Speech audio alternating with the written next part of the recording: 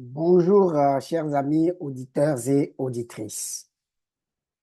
J'aimerais commencer aujourd'hui une série de vidéos dont le but est de vous aider à devenir autonome dans une connaissance véritable de la Bible. Donc, la série va s'intituler Deviens autonome dans une connaissance véritable de la Bible. Dans ces vidéos, ce que j'ai l'intention de faire, c'est de prendre un livre de la Bible et je vais le montrer à l'écran au fur et à mesure que je vais le lire et je vais le survoler donc avec vous. Et s'il y a des difficultés dans le texte, je vais prendre le temps de les résoudre avec vous. Ainsi, vous allez tranquillement maîtriser la lecture de la Bible. Mon but à travers ça, c'est que vous deveniez autonome, ok, dans votre lecture de la Bible, dans votre compréhension de la Bible et dans votre connaissance de la Bible. Alors, ce que j'ai l'intention de faire devrait vous mener à l'autonomie, car vous ne pouvez pas dépendre continuellement de quelqu'un d'autre pour vous dire ce que la Bible dit. Si vous attendez seulement d'écouter les débatteurs ou les apologètes musulmans ou chrétiens pour savoir ce que la Bible dit de tel ou tel sujet, vous êtes dans une position très délicate. Parce que c'est comme si vous voulez manger un bon repas, mais vous donnez le repas à quelqu'un d'autre pour le mâcher pour vous.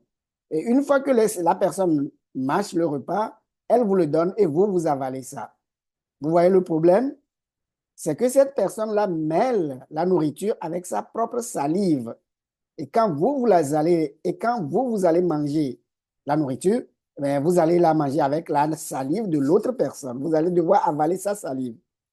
Et imaginons qu'il y a quelque chose de toxique ou quelque chose de contaminant dans sa salive ou un virus, vous allez faire quoi? Vous allez attraper le même virus parce que vous mangez la nourriture mâchée par quelqu'un d'autre.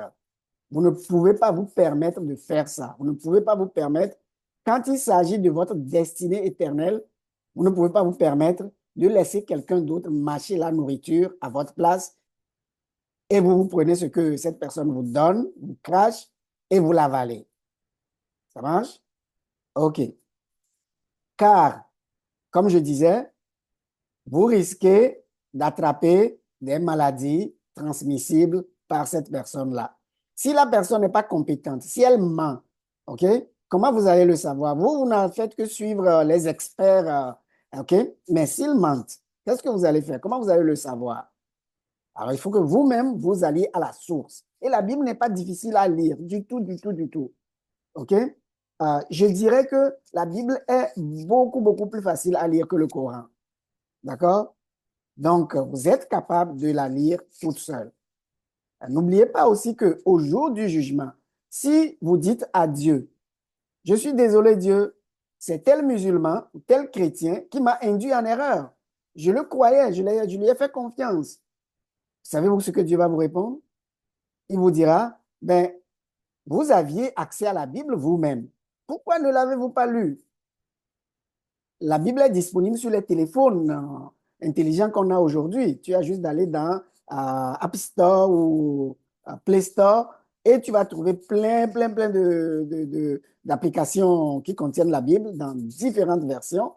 Alors, qu'est-ce que vous allez répondre à Dieu si vous dites, vous aviez accès à la Bible, pourquoi ne l'avez-vous pas lu vous-même? Donc, l'excuse de dire que telle personne m'a induit en erreur, tel expert ou tel musulman m'a induit en erreur ou tel chrétien m'a induit en erreur, cette excuse-là ne tiendra pas debout devant Dieu. OK? Donc, voilà. Alors, je vais commencer avec l'évangile de Luc. D'accord? Bon, encore un petit mot d'introduction. La Bible est divisée en deux grandes parties. OK? L'Ancien Testament et le Nouveau Testament. OK? L'Ancien Testament, ce sont les livres qui ont été écrits par des prophètes qui étaient spécifiquement envoyés au peuple d'Israël. Le peuple d'Israël était la nation de Dieu. OK? Et les prophètes qui ont fait un ministère à l'égard de ce peuple, les livres qu'ils ont écrits, les livres qui ont été conservés, sont au nombre de 39. Et on les appelle les livres de l'Ancien Testament ou encore l'Ancienne Alliance. Mais lorsque Jésus-Christ est venu, il a accompli plusieurs prophéties qui annonçaient sa venue comme le Messie, comme le Sauveur du monde, comme celui qui va permettre à ce que les non-juifs aussi deviennent le peuple de Dieu, que les non-juifs puissent s'unir au peuple d'Israël et que les deux peuples forment maintenant une nation nouvelle en Dieu, d'accord? En Jésus-Christ. Alors, voilà, Ancien Testament, c'est tout ce qui est écrit avant Jésus-Christ, et Nouveau Testament, c'est tout ce qui est écrit à partir de Jésus-Christ, à partir de la venue de Jésus-Christ. OK. Je vais donc prendre l'évangile de Luc, qui se trouve dans le Nouveau Testament. Je commence par là parce que c'est un livre facile à lire et qui vous donne la vie de Jésus. OK? La vie de Jésus, son enseignement, sa mort, sa résurrection. Voilà le livre que je recommande pour un nouveau lecteur. Son style est très simple pour les contemporains que nous sommes. Nous pouvons bien le suivre. OK? Je commence par Luc au lieu de Jean, par exemple. Jean est plus difficile à comprendre, est plus difficile à saisir si tu n'as pas des repères déjà dans la Bible ou dans l'Ancien Testament. Donc, entre mes lectures, entre mes vidéos, je vous encourage vous-même à continuer à lire. N'attendez pas ma prochaine vidéo pour lire. Alors, si vous avez 15 minutes, asseyez-vous et continuez à lire. Ne m'attendez pas. Ça marche? OK. Et si vous avez des difficultés quand vous avez lu, bon, mais lorsque moi je ferai la vidéo, je répondrai à ces difficultés-là, je traiterai ces difficultés-là. Vous pourriez même dans la boîte de commentaires au bas de la vidéo, vous pourriez mettre vos questions dans cette boîte-là. Également, je vais donner une adresse de courriel et un numéro WhatsApp auquel vous pourriez m'envoyer des questions. Allez, parfait. Donc, on se lance. On va prendre l'évangile selon Luc. Dans le Nouveau Testament, il y a 4 auteurs qui ont écrit des livres qui sont appelés évangiles. Évangile selon Matthieu, évangile selon Marc, selon Luc et selon Jean. OK? On les appelle comme ça parce qu'on leur a donné le nom des auteurs. Mais ça ne veut pas dire que ces auteurs-là parlaient d'eux-mêmes, ils parlaient par leur propre initiative. Non, ils ont juste compilé les récits et les ont écrits. Ce n'est pas l'évangile selon que Luc l'a compris. Non, c'est que l'évangile rédigé par Luc. C'est comme ça qu'il faut le comprendre. Quand nous disons évangile selon Luc, il faut le comprendre comme l'évangile rédigé par Luc, l'évangile rédigé par Matthieu. Et les 4 racontent la même histoire, mais de 4 angles différents. C'est ça qui fait des différences entre eux. Il y a des points communs, il y a des récits qui sont les mêmes dans les 4, mais il y a des récits qui sont il y a des récits qui peuvent être dans l'un et ne pas être dans l'autre aussi. Alors, si nous allons maintenant dans l'Évangile selon Luc.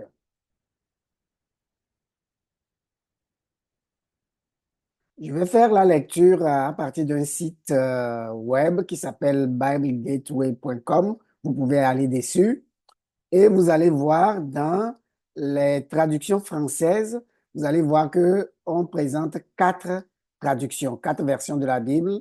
OK? La version qui est souvent la plus utilisée dans le monde francophone, c'est Louis II. Moi, je vais choisir la Bible du Semeur parce que la Bible du Semeur est une traduction plus moderne et c'est une traduction moins littérale. C'est une traduction qui se fait dans un langage commun, un langage plus simple, dans un français courant, tel que ça se parle aujourd'hui, alors que la Bible de Louis II est écrite, d'abord a été traduite d'une façon un peu plus littérale et aussi, c'est depuis 1900. Alors ici, sur le site de Bible Gateway, vous avez 4 versions de la Bible, OK? 4 traductions de Bible. La version Louis II est la plus utilisée dans le monde francophone. La Bible du Semeur est plus récente. Elle est écrite dans un langage plus commun, un langage plus courant, plus facilement accessible. Et certaines difficultés dans des versets ont été résolues pour que le lecteur puisse lire sans se demander qu'est-ce que ça veut dire, sans faire des recherches de midi à 14 heures avant de trouver le sens. Donc, pour le nouveau lecteur, ça facilite les choses. Ça lui propose, la Bible du Seigneur lui propose l'interprétation qui semble la plus correcte du texte. Donc, ça lui donne cette interprétation-là ou cette formulation-là. Donc, c'est dans ça que, c'est dans cette version-là qu'on va faire notre lecture. Également, j'aimerais faire une remarque que quand vous allez la lire ici, sur ce site, il y a des subdivisions, des titres qui sont donnés comme introduction. Ensuite, vous allez voir naissance et enfance de Jésus. Et vous allez voir l'annonce de la naissance de Jean-Baptiste. Ces titres-là ne figurent pas dans le livre quand Luc l'a écrit. Okay? Ces titres-là ont été introduits pour nous aider à subdiviser le texte par section. OK? Donc, mettez-vous dans la tête que c'est des titres, oui, ils sont bons, mais ils n'existaient pas dans l'original. Et autre remarque, les divisions en chapitres, les divisions des livres de la Bible en chapitres, chapitre 1, chapitre 2, chapitre 3, OK? Et les divisions des chapitres en versets, verset 1, verset 2 ici, verset 3 là, verset 4 là, ces divisions-là n'existaient pas dans l'original. Lorsque n'importe quel livre de la Bible que vous prendrez, lorsque ça a été écrit, ça n'a jamais été divisé en chapitres et versets par l'auteur. OK? C'est un ajout récent pour aider les gens à se parler de façon à retrouver rapidement le même verset. Si je veux que tu ailles au milieu du livre de Luc, OK, au 3e paragraphe, à la 2e ligne, ça va prendre du temps pour qu'on trouve tous les deux le même passage qu'on cherche. Alors, les gens ont réfléchi et dit, OK, faisons une subdivision du livre en chapitres et subdivisons les chapitres en versets. OK, c'est un ajout qui a été fait, ça n'existait pas dans l'original. En fait, cette subdivision en chapitres et versets date de notre époque. OK? La division de la Bible en chapitres a été faite en 1226 et la division de l'Ancien Testament en versets, la division des chapitres en versets, a été faite en 1448 pour l'Ancien Testament et en 1500 et en 1555 pour le Nouveau Testament. Donc, c'est récent. D'accord? Alors, ça aura une implication pour nous, c'est que lorsque vous lisez la Bible, ne pensez pas que le verset 3 ici est une section autonome en elle-même, indépendante. Non. Quand Luc a écrit, il n'a jamais marqué de verset 3 là-bas. Il n'a pas marqué de chapitre 1, il n'a pas marqué de verset 2, verset 3, verset 4. C'est un texte continu, du début à la fin. Tu commences avec l'introduction, tu lis jusqu'à la fin. Il n'y a pas de division. Il ne pensait pas en termes de chapitre, verset. Alors là, je vais écrire le verset 4, là, je vais écrire le verset 5. Non.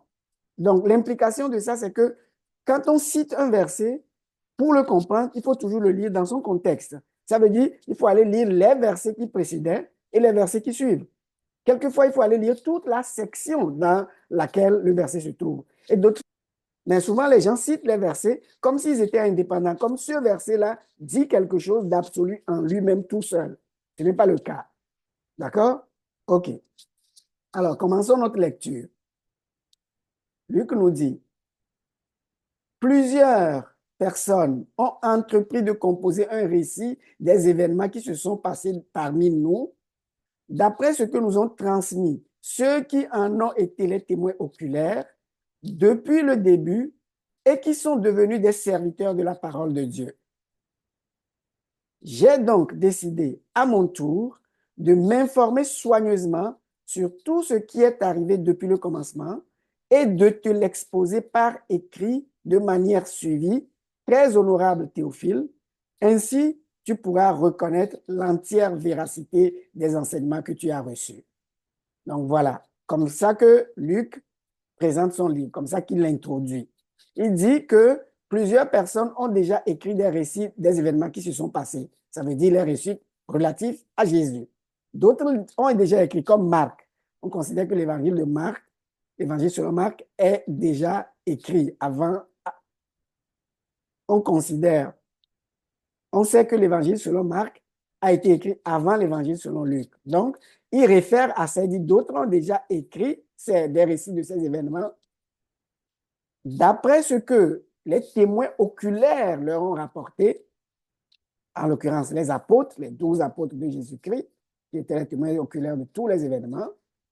Et ces apôtres sont devenus maintenant des serviteurs de la parole de Dieu. Il dit, puisque plusieurs l'ont fait, moi aussi j'ai décidé à mon tour de le faire, mais de m'informer d'abord soigneusement sur tout ce qui est arrivé depuis le commencement. M'informer soigneusement, interroger les témoins oculaires, faire des recoupements, faire des interviews, aller lire ce qui a déjà été écrit. Alors, une fois que j'ai fait tout ça, il dit, OK, maintenant j'ai décidé de te l'exposer par écrit, de manière suivie, donc de manière plus chronologique. Le livre de Luc est très chronologique. J'ai décidé de te l'exposer de manière suivie et à qui il adresse ça? Son ami Théophile, très honorable Théophile. Et c'est quelqu'un qui est probablement haut placé dans la hiérarchie de l'époque. C'est pour ça qu'il utilise l'expression très honorable Théophile. Et il dit pourquoi il a fait ça? Mais c'est que ainsi, Théophile, tu pourras reconnaître l'entière véracité des enseignements que tu as reçus. D'accord? Donc, son but, c'est de donner à Théophile une base solide, une base convaincante que l'enseignement qu'on lui a donné oralement au sujet de la vie de Jésus, de son ministère, de ses guérisons, des miracles qu'il a opérés, de sa mort à la croix, de sa résurrection le troisième jour, tout ce qu'il a entendu, qu'on lui a enseigné oralement, je veux que ce livre-là te serve maintenant de fondement écrit. Et dans ce livre, tu constateras que après mes enquêtes, après m'être informé soigneusement, ce que j'ai écrit soutient entièrement ce que tu as reçu comme enseignement verbal. Donc, c'est la recherche d'une certitude, d'un fondement sûr qui a motivé Luc à faire les recherches et à écrire son livre, pour que nous ayons un appui concret, matériel, un livre qu'on peut lire. Et dans ce livre, on voit le récit complet de la vie de Jésus et on voit aussi sa mort et sa résurrection. Donc, assurance, assurance, assurance. Voilà ce que Luc veut donner. Voilà ce que Luc veut nous donner à travers son livre, qu'on ait une certitude que ce qu'on lit, c'est vraiment passé. Ça s'est réellement passé comme il écrit, parce qu'il a fait toutes les recherches nécessaires avant de l'écrire. S'il a un doute sur un sujet, il va interroger tel apôtre. S'il a un doute, il interroge un autre apôtre pour recouper les histoires, les récits et finir par trouver, OK, voici ce qui s'est vraiment passé en interrogeant le plus de monde possible, interroger Marie, la mère de Jésus, interroger tout ce qui était là quand les événements se sont passés. Alors, vous aussi, quand vous allez lire ce livre, vous pouvez le lire avec assurance. Ça retrace exactement ce qui s'est passé lorsque Jésus a vécu sur la terre. Je vais m'arrêter ici pour aujourd'hui et je poursuivrai la prochaine fois. Mais entre-temps, continuez à lire. Vous pouvez continuer de vous-même à lire. Vous n'avez pas besoin de moi.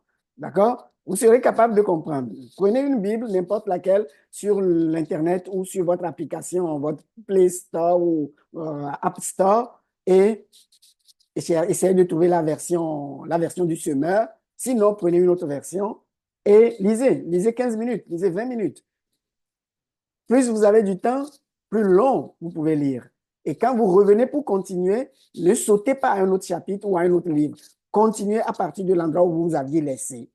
D'accord? C'est comme ça qu'on lit la Bible. Enfin, la Bible ne se lit pas de façon aléatoire. Vous choisissez tel livre aujourd'hui, le lendemain, on lit un autre livre. Le lendemain, sans finir les livres, on choisit un verset, on choisit un autre verset. La Bible ne se lit pas comme ça. Si tu veux connaître la Bible et être autonome, il faut que tu lises chaque livre au complet, du début à la fin. Après que tu finis un livre, tu peux choisir n'importe quel autre livre. Tu finis Luc, tu peux prendre un autre livre. Ça n'a pas besoin d'être le livre suivant dans la Bible. Le livre suivant, c'est Jean. Tu n'es pas obligé de lire Jean immédiatement parce que tu viens de lire Luc. Tu peux aller prendre un autre. Mais quand tu le prends, il faut que tu le lises du chapitre 1, verset 1 jusqu'au dernier chapitre, le dernier verset. Et tu te fais une idée globale de ce qu'il y a comme message dans le livre.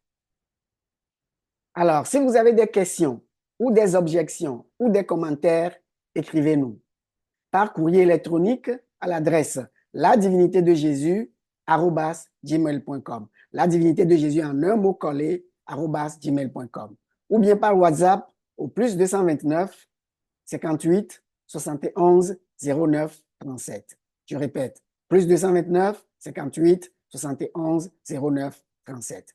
Ou encore, vous pouvez le faire dans la section des commentaires qui se trouve au bas de la vidéo. Alors, je consulterai les commentaires qui sont là et je répondrai.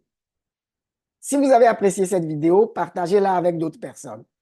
Et si vous désirez que YouTube vous avise lorsque je produirai d'autres vidéos, cliquez sur le symbole de la cloche au bas de l'écran et abonnez-vous à cette chaîne.